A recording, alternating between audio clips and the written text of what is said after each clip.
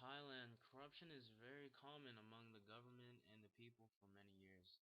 This is a country of just getting away with just about everything. Sadly, sometimes the people doesn't care what happens to each other when fighting against their own countrymen. The atrocities of 73 took place in the capital city of Thailand, Bangkok. This good-looking man right here is Danom Kitty Kachakorn, who was the current prime minister in 1973. He tried to pass the law forcing students to work in factories to keep productions high.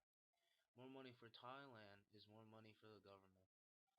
My father was one of the leaders in the protest who attended Thammasat University, where he held meetings in one of the classrooms and decided to fight against the government because Thammasat University was going to be the first university to force the students to work in the factories. The Nom in the government paid the police force and the army to end the riots and protests. Believe me, anyone with a lot of money can control just about anyone. This is a policeman who's ready to shoot any protester if they come close to him. They fought back the protesters by using smoke bombs, hoses, or just straight up beating them down.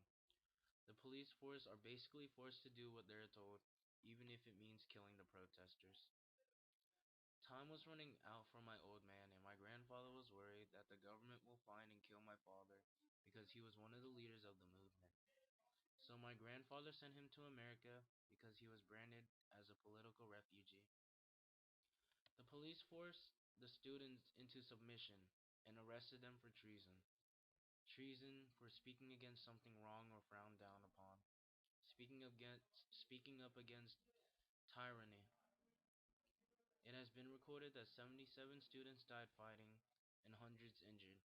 They all fought for their freedom to live by their own decisions and not the government. It's just only after 3 days the rioting was over and Thanom was exiled from Thailand, although he was able to come back a few years later to ordain as a novice monk to repent for his sins and re-establish his tarnished reputation, and never becoming involved with the politics ever again. This is a cemetery in South Bangkok where the citizens and families of loved ones buried the students that died in the uprising.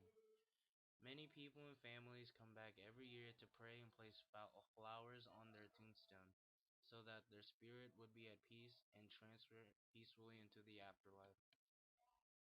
Since political stability is balancing out, the students who fought in the protest went back to their original lives and is enjoying it, enjoying the freedom to choose how one wants to live their lifestyle.